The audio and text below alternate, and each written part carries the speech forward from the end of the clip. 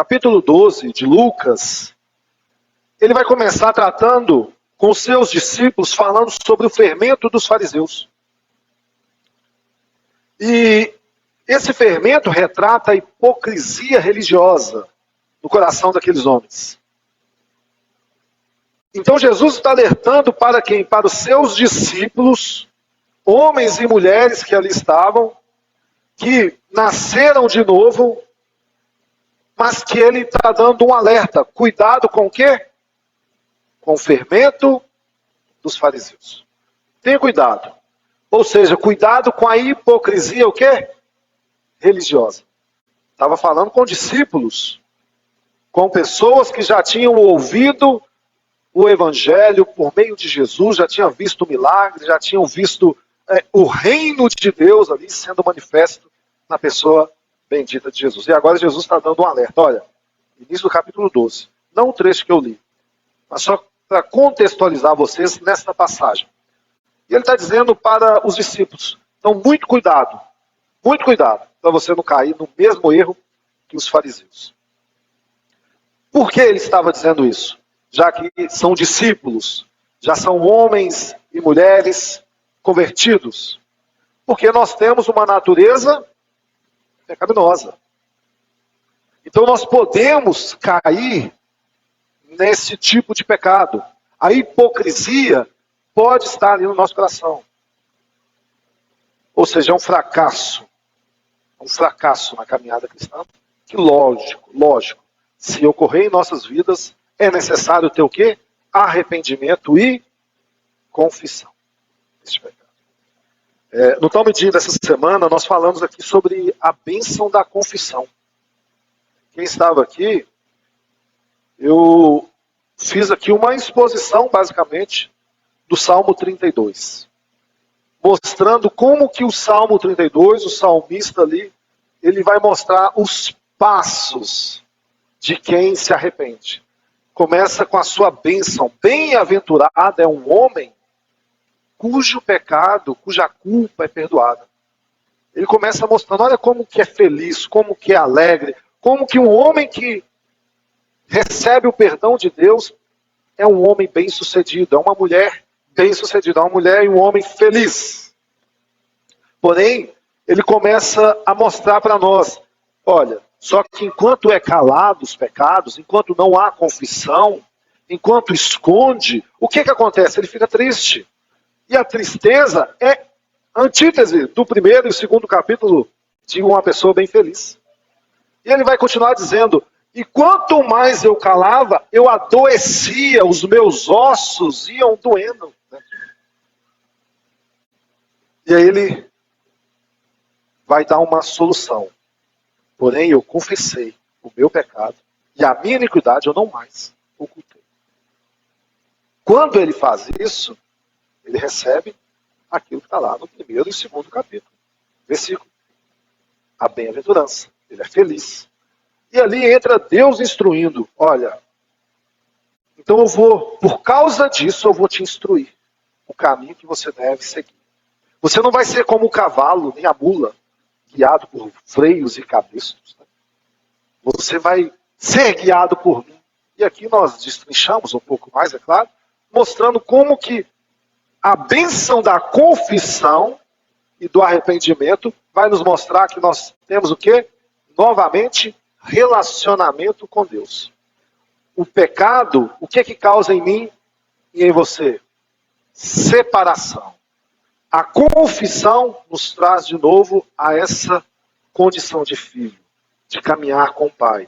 E ele instrui. E termina o capítulo com o termo doxologia. Alegres cantos de livramento. A pessoa está feliz. Volta para aquele mesmo princípio mostrado no verso 1 e 2, a bem-aventurança. Então, é bem-aventurado aquele que confessa, aquele que encontra no Senhor o seu perdão. Então, você que está aqui essa manhã, pode, por meio do que nós vamos ler, se tiver culpa, se tiver peso, se tiver pecado ocultos não diante de Deus, afinal os olhos do Senhor estão sobre todos, né? Ele conhece Ele sabe os nossos caminhos. Porém, ocultos, não confessados, você tem essa oportunidade.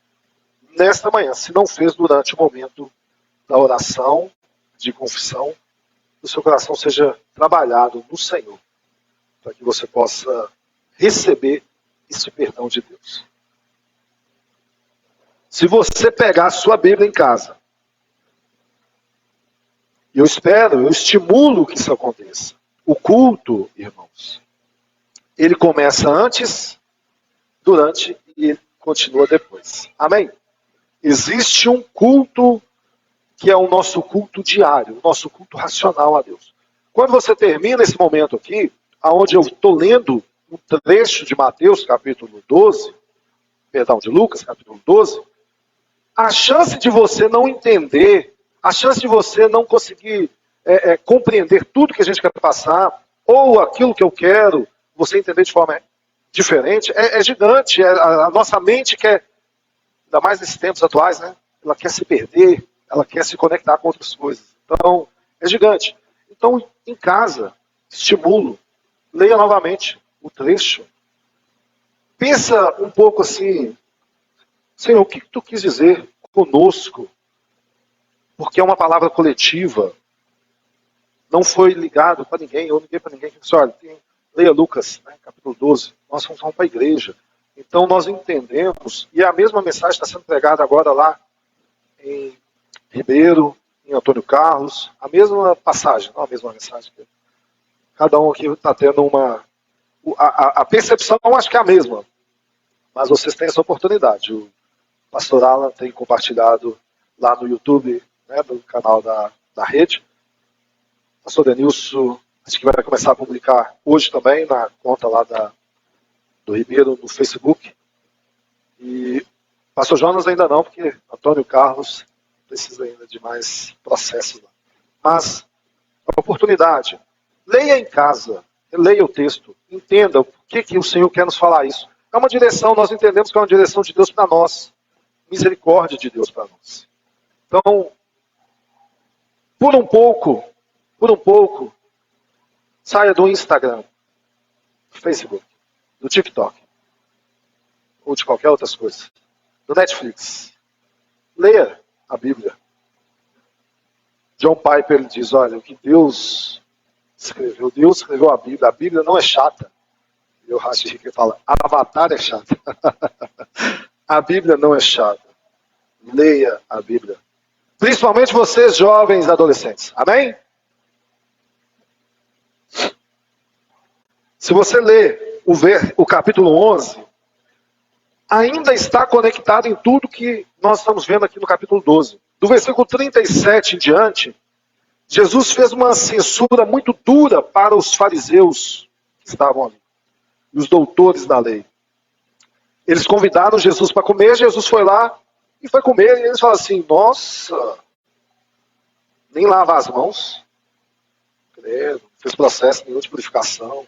Eu estou falando que lavar a mão igual a gente chega em casa, mas um processo de purificação assim, tá, todo o processo. E aí Jesus dá aquela resposta, olha, é bem provável que Jesus fez isso de propósito, porque ele já rebate dizendo o seguinte, vocês fariseus, vocês limpam o exterior do copo e do prato, mas o interior está cheio de rapina, são sepulcros caiados. Que pesado, né? Cheio de perversidade. E aí com base nessa fala de Jesus, ele coloca os fariseus no seu lugar. Aqueles que gostavam de ostentar religiosidade, ostentar, né, como eles são uma pessoa de posição elevada, de fama. Esses fariseus, esses doutores da lei, agora eles falam aquilo que aquele memezinho que o Jonas gosta, né? Assim, agora doeu. Agora doeu. Porque é escrito lá no capítulo 11, assim, eles falam, olha, estamos ofendidos. Isso nos ofendeu bastante. Hein? E Jesus não para por ali. Ele começa a dizer, então, olha, vocês colocam peso sobre as pessoas. Vocês fazem as pessoas carregarem aí toda essa religiosidade, essa prática, mas sem o principal no coração, que é o amor. E por que vocês fazem isso? Vocês fazem algo muito pior ainda. Vocês mataram os profetas. Vocês mataram, desde a fundação do mundo, ele joga sobre eles essa condição. Fala, olha, desde Abel até Zacarias, a culpa, ou seja, será cobrada esse sangue de vocês. Quando Jesus começa a tratar sobre isso, Jesus está falando, olha, sobre a morte. Sabe, a morte que vocês fizeram ali é algo que é muito pesado, é ruim, e vai ser cobrado. No capítulo 12, então, ele está continuando, como eu disse a princípio, falando disso. Olha, essas pessoas, esses religiosos, eles matam as pessoas. Com o seu ensino, eles matam as pessoas com a sua religiosidade, com a sua hipocrisia. Isso é um fermento. Cuidado com isso. O legalismo deles é terrível. Aí já no verso 4, ele vai dizer o seguinte, olha, porém vocês não têm que temer aqueles que matam o corpo. Sabe, aqueles que matam o corpo. Mas vocês têm que temer aquele que pode lançar no inferno. Esse sim. Esse vocês têm que temer. Então é um assunto que Jesus está nos dando um ensinamento maravilhoso sobre a soberania de Deus. Um Deus soberano que pode tudo. Que pode não somente criar o homem, mas matar o homem. E não somente matar o homem, lançar este homem no inferno. Ele é detentor de todas essas coisas. E a forma que Jesus usa para explicar um pouco mais deste ensino é que ele diz, olha, ele sabe quantos fios de cabelo você tem na cabeça. Quão valiosos são vocês para Deus. Ele sabe, ele te conhece.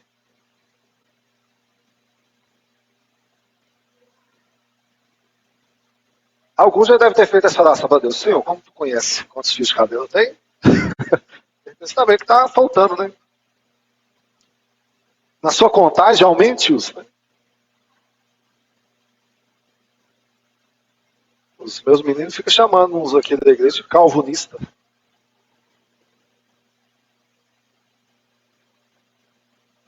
Tiago não gosta. Né? Ai, que meninos aí. Quão valiosos nós somos. Porém, Jesus,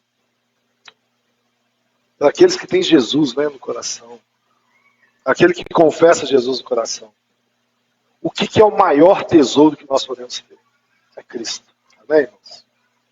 Então, quando esse cenário está acontecendo, esta situação que eu introduzi aqui, deste contexto de Lucas 11, Lucas 12, isso está acontecendo, Jesus está dando esse ensinamento, surge um homem lá no meio. Um homem que nós não temos o nome, ele é anônimo aqui nessa história. Mas ele surge e ele dá aquele grito para Jesus. Ele faz uma pergunta para Jesus, e dessa pergunta surge a parábola que nós vamos tratar hoje. Qual que é a mensagem que eu espero que nós gravemos aqui com base nessa parábola? Que mais vale a herança completa e satisfatória do Senhor do que metade de uma herança por causa da avareza do coração e principalmente sem segurança no amanhã. Então, para você lembrar, vale mais a herança completa do Senhor do que uma herança incompleta por causa da nossa avareza. Lucas, ele pega aqui essa parte, né? A Bíblia chama de perícope, né? Esse trecho. E quando ele monta esse trecho, ele escreve, ele narra isso aqui para nós. O que nós devemos lembrar é que ele narra, ele pega a narrativa, toma nota, procura ser fiel ao máximo, porque ele está compartilhando sobre a vida de Jesus e nós sabemos, inspirado por Deus, para falar para uma outra pessoa. Nesse caso, Teófilo, o grego, este é o destinatário do Evangelho de Lucas. E aí, com a ajuda, né, dos versículos e capítulos que hoje em dia nós temos, que segundo consta, foi dividido a partir de 1200 em Paris, por Stephen Landon, Então nós temos a seguinte estrutura. Então lembra, né? Quando os primeiros destinatários das escrituras receberam, não existia aquele negócio assim, leia aí Lucas 12. O que é isso? Leia Lucas. É a carta. É a mesma coisa da gente pegar lá eu fico lembrando, quando a gente estudava, há 1000 anos atrás, qual o livro que você tinha que ler lá na escola? Só novinho. Você nunca teve que ler lá os Monteiro Lobato, Cecília Meirelles, como é que é o nome lá daquele lá? Machado de Assis, mas tem um nome do livro, que agora me deu branco, Dom Casmurro. Imagina você pegar qualquer livro e falar assim, eu vou ler aqui. Aí abre uma página lá, lê só a página do meio. Você entendeu o livro? Sim ou não? Claro que não. Claro que não. Isso serve para qualquer livro. Vou abrir aqui, deixa eu ler aqui. Irmãos, pelo amor de Deus, né? Isso não existe mais não, né? Aqui não, né? Aqui eu espero que não existe isso aqui mais não. Já falamos sobre isso há mil anos. Senhor, fala comigo. Fala comigo. O que tem para fazer, vai lá e faça depressa. Assim, puxa, isso é bibliomancia, né? Igual ler a mão. Você tem que ler, entender o contexto. Por isso que assim, dentro desse contexto que eu estou mostrando aqui, eu quis primeiro colocar vocês no contexto do que aconteceu. Jesus ensinando, primeiro combatendo lá os fariseus, depois ensinando aos seus discípulos o valor que eles tinham para Deus, como Deus é soberano e como eles, por causa daquele pecado, né, da hipocrisia, era um problema para aqueles fariseus, como que ele não queria que seus discípulos vivessem a mesma coisa. Mas como que ele cuidava dos seus. E aí agora, no meio a esse acontecimento, um homem, no verso 13, faz um pedido para Jesus. Né? No 14 e 15, ele recebe uma resposta e uma exortação de Jesus. Do 16 ao 20, nós vamos ter então a parábola, que é o que nós acabamos de ler, e o 21, a conclusão. Então, o pano de fundo que eu quero que a gente entenda é que é esse. Jesus está tratando sobre essa falsa religiosidade. O pecado de não reconhecer os erros, né, e viver num legalismo. Isso é a morte certa para o homem. Porém, nós, como cristãos, nós sabemos que Deus é quem cuida de nós. Amém? Então, versículo 13. Né? Um homem se levanta. Imagina, igual nós estamos aqui, Jesus está ensinando, alguém vai se levanta. Fala assim, Rabino, mestre, né? Meu irmão não quer dividir a herança comigo. Me ajuda. E aí alguém pode questionar assim, mas que engraçado, né? Jesus falando, dando uma mensagem, um ensino, e alguém aparece lá e fala assim, eu quero que, né, o senhor me ajuda aí com o meu irmão que não quer dividir a herança. Isso era um costume comum, só para esclarecer, era comum as pessoas chegarem nos rabinos, né, nos mestres, e pedir para intermediar, porque nós não temos tribunais, né, igual hoje em dia. Só que a resposta de Jesus, de primeira mão, é assim, olha, eu não tenho nada a ver com isso, versículo 14. Não tem nada a ver com isso. Ou seja, quem me colocou como juiz ou repartidor entre vocês? Que situação é essa, né? As Escrituras vai nos mostrar que Jesus veio com um propósito claro. Qual?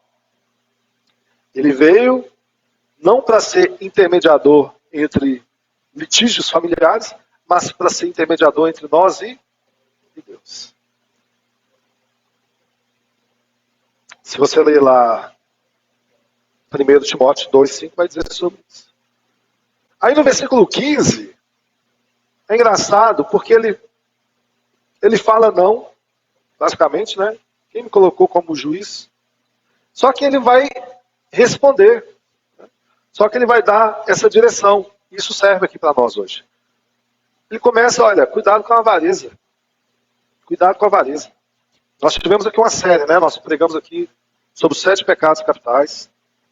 E tratamos também da avareza. Está lá no YouTube, para quem interessar. Né?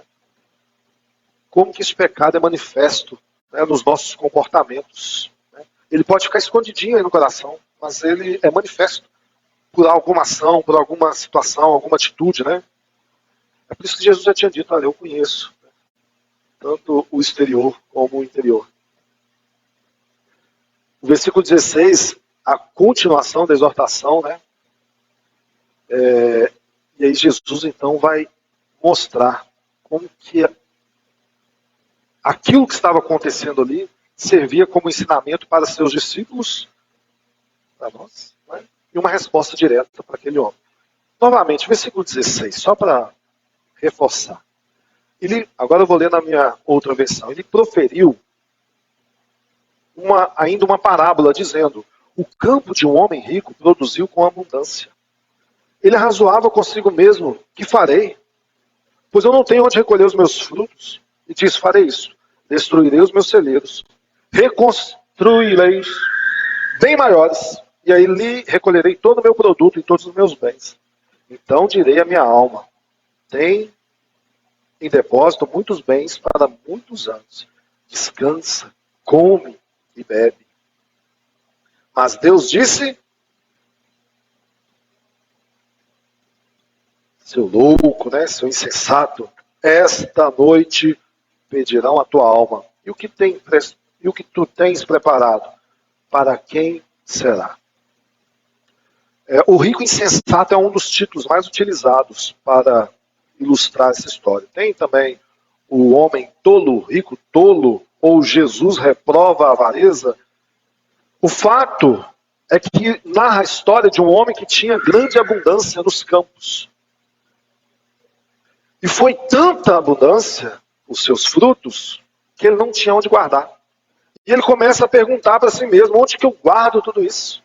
Imagina a situação. O fato é que, em vez dele pegar esse cenário, né, de grande prosperidade que Deus tinha dado a ele, e pensar: como eu fui grandemente abençoado por Deus. Já que o campo deu fruto, né, por causa da terra, né, que não foi criação dele. Da chuva, que também não foi criação dele. Da semente, que também não foi criação dele. Então tudo que ele teve, a grande prosperidade, veio tudo das mãos de quem? De Deus. Como consequência de ter sido grandemente abençoado, além do que ele tinha necessidade, o que ele poderia fazer? Repartir. Só que a avareza do coração dele fez o quê? Fez com que ele fosse para o outro lado. Eu vou juntar isso tudo para mim, muito mais para mim. Quanto mais eu tiver, melhor para mim. E Jesus, em outros momentos, já nos deu uma direção sobre isso, sobre esse fato de querer ajuntar tesouros para essa vida. Lá em Mateus 6,19, ele diz assim: olha, não acumuleis tesouros sobre a terra, onde a traça e a ferrugem corrói, e onde os ladrões escavam e roubam, mas ajuntem tesouros no céu, onde as traças e a ferrugem não corrói, onde ladrões não escavam nem roubam. Porque onde estiver o seu coração, na verdade é o contrário, onde estiver o seu tesouro, ali também estará o seu coração. Mateus 19:21. Se você quer ser perfeito, vá, venda os seus bens, dê dinheiro aos pobres e você terá um tesouro nos céus. Depois vem aí, siga. Paulo também ensinando a Timóteo, né, usando ali como base do evangelho, ele diz o seguinte: exorte os ricos deste mundo a que não sejam orgulhosos, nem deposite a sua esperança na instabilidade da riqueza, mas em Deus, que tudo nos proporciona ricamente para o nosso prazer. Que eles façam o bem, sejam ricos em boas obras, generosos em dar e prontos a repartir, ajuntando para si mesmos um tesouro que é sólido e fundamento para o futuro, a fim de tomarem posse da verdadeira vida. 1 Timóteo 6, 17 e 19. Só que o que aquele homem fez? Totalmente diferente. O ensinamento das Escrituras, da palavra de Deus, é guardar o nosso tesouro aonde? Em Deus. Ele é o nosso tesouro. O nosso coração está em Deus. E compreender que tudo que Deus nos dá é uma oportunidade de oferecer a Deus glória com isso. Servindo, mostrando e agindo com misericórdia. Porém, aquele homem diz o seguinte: vou recolher tudo. Versículo 19. Olha o ponto que ele chegou. Meu celeiro é pequeno. Já sei. Vou destruir. Destruiu o que já era o suficiente. Construiu um bem maior para agregar muito mais, para ter muito mais. Aonde está a fonte de satisfação deste homem? Na riqueza ou em Deus? Na riqueza. E como consequência da sua satisfação, e seu desejo, e seu amor estar ligado à riqueza, ele foi incapaz de olhar para o próximo, né? Ele foi incapaz de olhar para os pobres, ele foi incapaz de agir com misericórdia. Porque uma vez que tudo que ele recebeu foi bênção de Deus, foi que veio da parte de Deus, tanto a semente, quanto a terra, quanto a água, quanto o sol. Tudo o que veio foi criação de Deus e abençoou aquele homem. Só que em vez de ele usar dessa bênção e repartir e distribuir, do qual a Bíblia nos mostra que ele teria um tesouro nos céus, porque o seu coração estaria desprendido dessa riqueza, mas o seu coração estaria manifesto em graça e misericórdia para com o próximo, ele vai lá e destrói, constrói um ainda maior e ajunta lá, porque a sua compulsão por adquirir muito mais coisas não tinha limite. Né? Isso aos poucos apontam para a gente também, né? É comprar sem estar satisfeito. Sabe? Nunca está satisfeito. Isso é um retrato de um homem que é escravo de si mesmo. Um homem que é escravo de si mesmo cada vez suja e se suja mais e mais ainda do pecado. Como consequência deste ato, deste homem que viveu pensando em si e em que toda a sua riqueza poderia garantir vida longa e provisão, Deus então dá uma resposta para ele. Fala, você é um louco. Pensou? Louco. Hoje mesmo pedirão tua alma. E o que tu tem preparado, para quem será? Percebe que não adianta nada? E aí nós temos Jesus concluindo este ensinamento. Ele diz, olha, assim é aquele que entesoura para si e não é rico para com Deus. O final da parábola, a gente pode olhar e pensar, essa parábola é sobre quem? É sobre Deus. É sobre como Deus é tratado com desdém por aqueles do qual ele tem derramado a sua graça e a sua bondade. É Deus que ofereceu, é Deus quem fez, mas este homem é incapaz de reconhecer. Quando a gente olha para o homem, a gente pode imaginar assim, esse homem que fez a pergunta sobre a herança, o que ele pode ter aprendido com essa resposta de Jesus? Primeiro que todos olharam para ele e viram que ele era um avarento. Porque a resposta apontou para si, nessa direção. Mesmo que fosse um pedido justo. Segundo, se ele foi até Jesus pedindo metade dessa herança, pela história que nós ouvimos aqui, provavelmente já também um homem rico, já também um homem com condições, um homem que não tinha aquela necessidade desta briga, mas ainda assim, Jesus está oferecendo para ele, nesse ensinamento, uma herança sem divisão. Você não vai ter que dividir a herança. Em Deus você não tem que dividir a herança é sua. E ela é completa.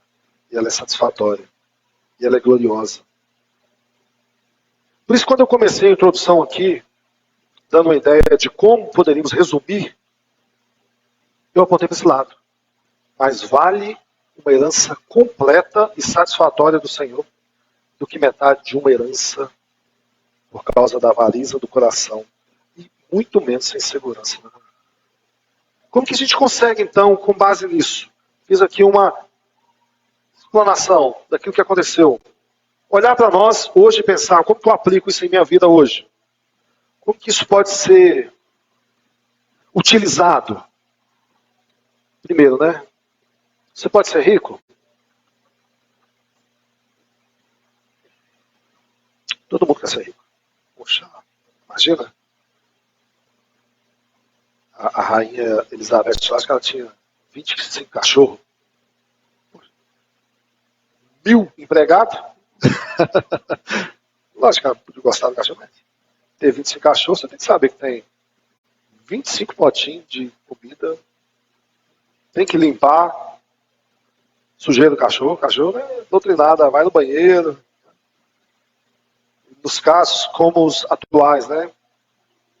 Vacina, remédio de pulga, se der, enfim. Quando você pensa nessa questão da riqueza, você fala assim, imagina. Você acorda alguém, dá igual lá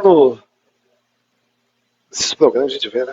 A pessoa já te levanta, basicamente te veste, né? Sua comida está pronta. Quando você pensa essas coisas, você fala assim, nossa, que vida boa. Irmãos, quer ficar rico, né? Ou seja, estuda, planeja, executa, acompanha, números, aprenda, invista naquilo que você sabe, aquilo que Deus te deu. Não tem mal. Né? A Bíblia não condena o fato do homem ser rico. A Bíblia condena o amor ao dinheiro. Tá? O amor ao dinheiro, ele se torna raiz. E às vezes, a gente está numa situação, assim, eu não sou rico, também não sou pobre, miserável, eu estou aí, né? Então tudo que eu tenho, que Deus tem me dado, mas está faltando. Aí você vai falar assim, mas está faltando por quê? Porque gasta mais do que recebe. E Jesus até fala, né, que você gasta seu dinheiro naquilo lá que não é pão, né? Então você vai ver, pega lá a fatura do cartão, né? Ou a lista das últimas compras, e você, nossa, um monte de coisa que eu não precisava eu estou gastando. E aí você, lógico, não vai ficar rico nunca. Um dos princípios aí é a gente saber administrar bem o que nós temos. Existe uma tese no mundo, que eu concordo, que se toda a riqueza do mundo, toda a riqueza, dinheiro, fosse distribuída para todas as pessoas do mundo, em um certo período de tempo depois ela voltaria para a mão das mesmas pessoas que são ricas hoje. Porque as pessoas não sabem administrar. Aquelas que estão com dinheiro iam gastar, vão continuar gastando com a mesma coisa. E eu também não estou falando para você ser uma pessoa igual esse aqui, que quer pegar recursos e guardar. Não, eu conheço histórias reais, né, que era bem próximo lá da minha casa, de pessoas que quando houve a troca da moeda, né, para o real, e depois de um período aquelas notas antigas lá, cruzeiros, né, sabe, ia acabar, ia perder, né, ou seja, o seu valor, ficaram lá debaixo do colchão. E só abriu lá assim, o colchão tá lá, cheio de notas, né, tudo sem valor, porque perdeu o prazo lá de troca da nota. Estou dizendo que é para, vou ficar, né, mesquinho. Não, é saber administrar. Então, estuda, né, aprende coisas novas, contribui. Você que é empresário, empreendedor ou funcionário, enfim, né, tem um sonho, dedica, seja o melhor naquilo que você faça para a glória de Deus. Amém? Aprenda mais. A gente tem sempre algo a aprender. Né? Enquanto a vida, né, irmãos, tem oportunidade. Porém, ser rico, ser aí um bom administrador dos seus recursos e tal, isso vai garantir a sua vida eterna, sim ou não? Não. pode ser extremamente rico. Né? Você pode ser, isso não vai garantir. Agora, se você é rico da graça de Deus, do qual nós precisamos, por exemplo, amar ao teu próximo, arrepender, ser misericordioso, ser dependente de Deus, ser generoso. Se você é rico dessa graça de Deus, isso garante a sua vida eterna? Isso sim. Em Cristo, claro, né? Como nós temos aprendido, né, na palavra do Senhor, não tem morte, não tem pobreza, não tem riqueza, nada que vai nos afastar ou abalar a nossa vida se nós estivermos ricos da graça de Deus. O que nós precisamos estar ricos da graça de Deus. O que você tem recebido nessa vida? Talvez saúde, paz, né? Mas a pergunta, você tem sido avarento? Você tem dificuldade, por exemplo, de depositar uma oferta? Isso é um negócio que te... Ah, não, nossa, meu dinheiro. Se tem, não é avareza.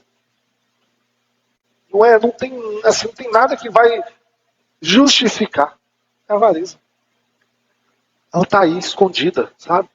Ah, nossa, eu preciso disso. E nós começamos aqui mostrando que Jesus fala para os seus discípulos, olha, ele sabe quantos fios de cabelo você tem. Ele tem cuidado de você. Você tem um valor para Deus. E ele vai combater o amor a essa riqueza, ao dinheiro. Se vai combater isso e eu ainda continuo com essa dificuldade, meu coração está endurecido para esse princípio. O dinheiro tem um poder sobre a minha vida. Ele norteia o que eu faço ou o que eu não faço. E isso com certeza é um problema muito sério.